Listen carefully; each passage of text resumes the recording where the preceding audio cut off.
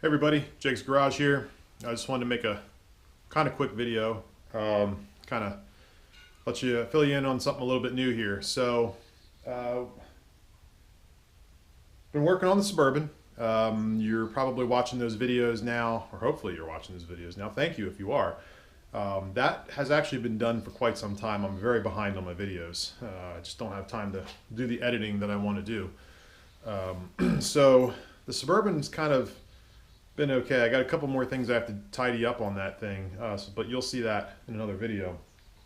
You'll notice that the Trans Am is actually outside. There's a good reason for that. I have a new project. I want to show it to you guys now and give you just a quick look at it because I'm really excited about it. So for quite some time now, my wife has shown interest in getting a car, and what she wanted was a 60s Mustang convertible. So if you know anything about Mustang convertibles, if you do find one that's in what you'd consider to be an affordable price range, it's probably a rotten pile of crap. If you get one that's not a rotten pile of crap, that's a convertible, you're paying through the nose for it. They're just getting harder to find, and you know, whatever. So I wasn't really looking for one, but then one popped up. Not a convertible. But here, let's take a look at it now, and then I'll tell you a little bit about the car. What I found was a 1968 Mustang Coupe. So this popped up on my feed in Marketplace, and it was actually about an hour away from me, which was kind of exciting because they just don't pop up very often. And the ad was, you know, hey, second owner, 40,000 original miles, barn find, survivor car. They were saying all the right words. So I decided to go take a look at it, thinking this is probably not going to be a good car for the price because it was priced appropriately. What I ended up finding was, for what I can tell, is an original 40,000 mile 1968 Mustang. This is a standard Mustang, but it has a 289. It's got the C4 trans, and it's in immaculate shape. I have not touched it. So I basically went and got it, and I looked it over real good, and I was really happy with it. And I would have been happy with it even if it didn't run. When I went to pick the car up though, fresh battery, some fresh gas, and I was actually able to get it started. So we're gonna take a little look around it now. All right, so let's just start with the condition of the car. So from what I understand, it was garage kept pretty much its whole life, and it's only spent the last couple of years outside. The top, it's an original vinyl top car. The top is gone. As far as I can tell, this is the original top. So I really have no issues with the fact that the top's torn up. I'm still on board mileage wise. You'll see a lot of green down here. I have not even washed this car. It's all solid. There's a little bit of surface rust from like nicks and stuff. Probably the worst of the rust mostly is right here, right where the two pieces meet, but it's still very solid. It's not rusted through, so I think I can clean that up. The car is very straight. There's no whiskey dents, what we call whiskey dents around here. I don't know how old the tires are. They're obviously not original tires, but they're bias plies. You know, those ones that kind of look like old style tires. I don't know. They're Jetson Tierras. I don't even know what the heck they are. Everything is. There's a box in there. Get that out of there. Everything's complete. I've got everything for the car. Every piece of trim. I mean, it's such a solid car. The interior is immaculate. It's immaculate, but it's not suspiciously immaculate. I know some of you guys are probably going, it doesn't have 40,000 miles on it. Somebody redid the car at some point. I can find no evidence of that. None whatsoever. All the paint seems right. All the signs that you normally see when somebody takes a car apart, like the screws getting chewed up, but it's not perfect. There's wear on the brake pedals. There's wear on the gas pedal. There's wear on the areas that you touch. But not 140,000 miles of wear. It seems appropriate. So the seats are in really good shape. There's no cracking, no splitting. Both of them are just great. The rear seats, same thing. The headliner is wonderful.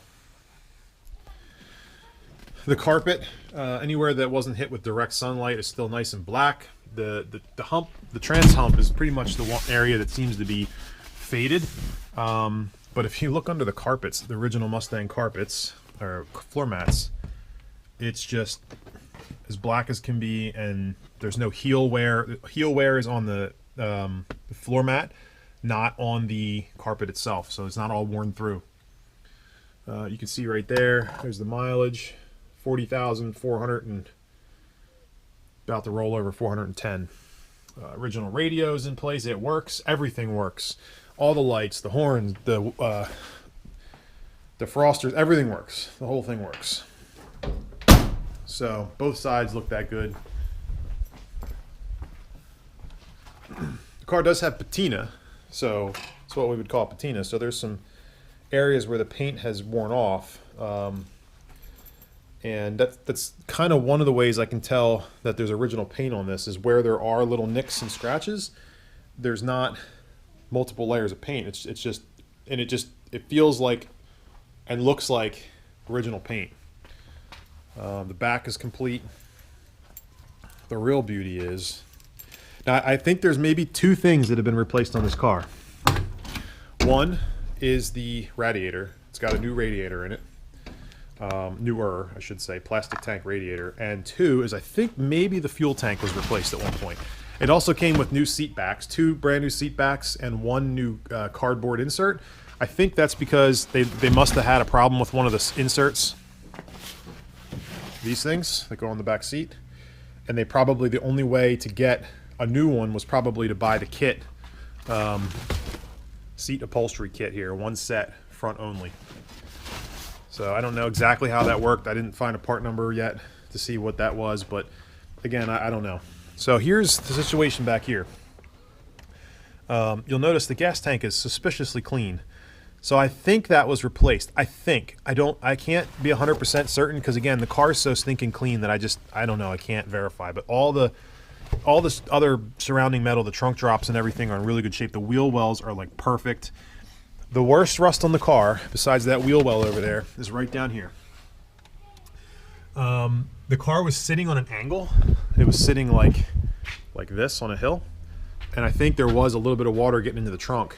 And it all sat over here and just started to eat away at it. Now it's a little crusty. You know, there's some thin pieces that have fallen off, but it's still, I think, solid enough. I know I'm gonna have to replace that at some point.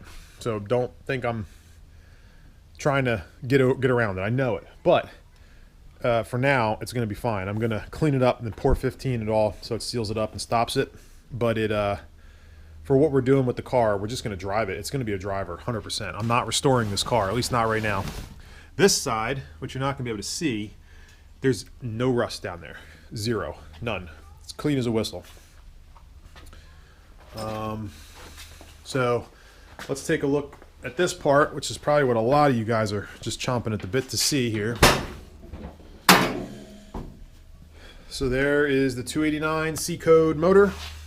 It is nothing special at all. It is quite tiny little motor. So I don't know. I don't know what we're going to do with it. I'm not going to modify it.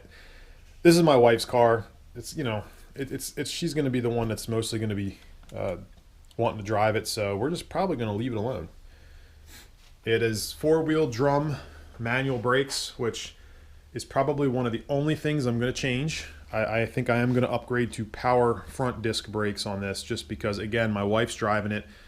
We will be putting kids in the back, so I want the thing to stop as good as it can. And I know I've had cars with 4-wheel manual drums before, and she's not going to like driving that. So I might do that. I might upgrade that. And we might go ahead and put air conditioning in it too. That's one of the only options it doesn't have. You know, there's no power options at all. Just power steering. That's all it has. So I don't know what that means for this car. It's a standard Mustang. There's absolutely no frills. There's no driving lights. There's no hood signals. It got a vinyl roof. I don't know if that was an added thing or not. AM radio. There's no air conditioning, but it has a 289. I would have expected this car to have a straight 6 in it. When I saw the ad, I actually couldn't believe it had a 289, and that's part of the reason I went to go see it. So to wrap this up again, here you can take a look underneath maybe. You'll be able to see, but it's super clean. There's rust on the suspension, but it's just the same kind of rust that's on my Explorer. Really, it's clean. The rockers are all clean. Obviously there's a piece of shit trim on here, but there's no bubbles or anything going on underneath there. Everything seems really good. Oh, and I think I'm gonna have to put a tilt wheel on it because I'm 6'4", and getting under this wheel is a pain. I'll see if she'll start up for us. That's it.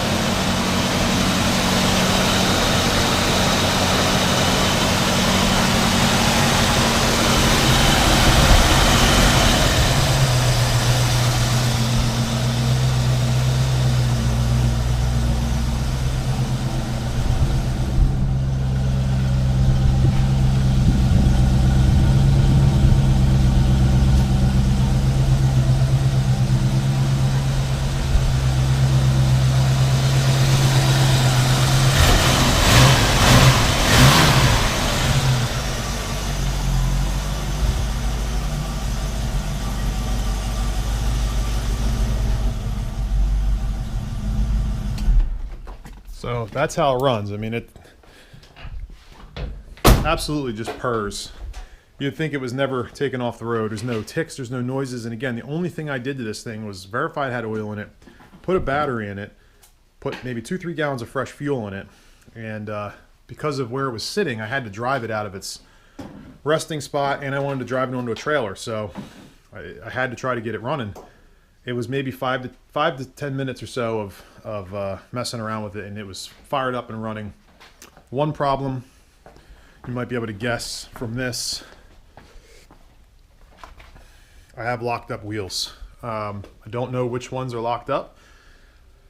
It might be several, and I don't know why they're locked up. It's just, imagine, because it's, been sitting, and it's got drum brakes. So task one on this thing is going to be to blow apart all the wheels off, all the brakes off, decide what I'm doing, if I'm going to just replace what's there now just to get it going, or if I'm going to do a disc conversion. I don't know. I'm not sure which direction we're going. The top is going to be a Jegs Garage top. I'm going to do my own. I don't think it's going to be a big deal. I've seen it done. I'll pull the glass out and pull the trim off, and it shouldn't be too hard. So that'll be a project that you'll get to see done too. Not a whole lot going to be done on this. It's supposed to get nice this weekend. Maybe tomorrow it's going to be nice. I might try to get it rolled out. The problem right now is the brakes are locking up so bad that it's actually hard to pull it back into the garage. So if I can get it moving today a little bit more, I might take it outside tomorrow and actually give it a wash. Try to get some of this crap out of here and give it a good scrub. There's so much of it is just crud. Just from sitting, I cleaned off half the air cleaner. You can see it starts off looking pretty bad, and then it actually comes up. There's some blue in there. So that's the plan. I started doing some just to wipe and see what happens, but you can see how it cleans up. It's just wiping.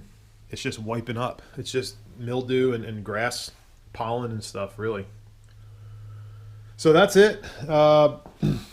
This, like I said, you're gonna see more of this car. There's not gonna be any motor swaps. There's not gonna be any real modifications. This is going to be my first kind of it's gonna be kind of a loose restoration. It's gonna basically get put back on the road. I'd like to keep it a survivor car, a survivor car or a barn find car. Obviously, I got to put a new roof on it just because that's just not. I'm not gonna drive around like that. But I'm not gonna paint it. I'm not going to do anything crazy to it. I'm not going to even clean it overly. I don't want this thing. I don't want to be afraid to drive it. We're just going to drive it. That's what it was built for. That's what it was meant to do. It's nothing special. It's not a GT350. It's not a Shelby. It's not even a GT. It's just a plain old standard Mustang. And I couldn't imagine finding a better car for what we intend to do with it. So I got really lucky, especially here in Pennsylvania. Most of the ones here in Pennsylvania are completely trash. Not most of them. Most of them in my price range for what I was looking for are pretty trash. So anyway, let me know what you think down in the comments. Let me know what you want to see. If you want to see something specific about this car, let me know. Like, if you want a certain project done, or if you want to see more about it. Because like I said, it's kind of a time capsule. That's pretty much what a Mustang in '68, after driving around for a few years, would look like. So I'll tell you more about the car, how I got it, and maybe a little bit of the history of it as I go. But I just wanted to show it to you guys and let you know that there's some old metal content coming to the channel. So, all right. Thanks for watching. Subscribe, leave me comments, and yeah, we'll see you soon.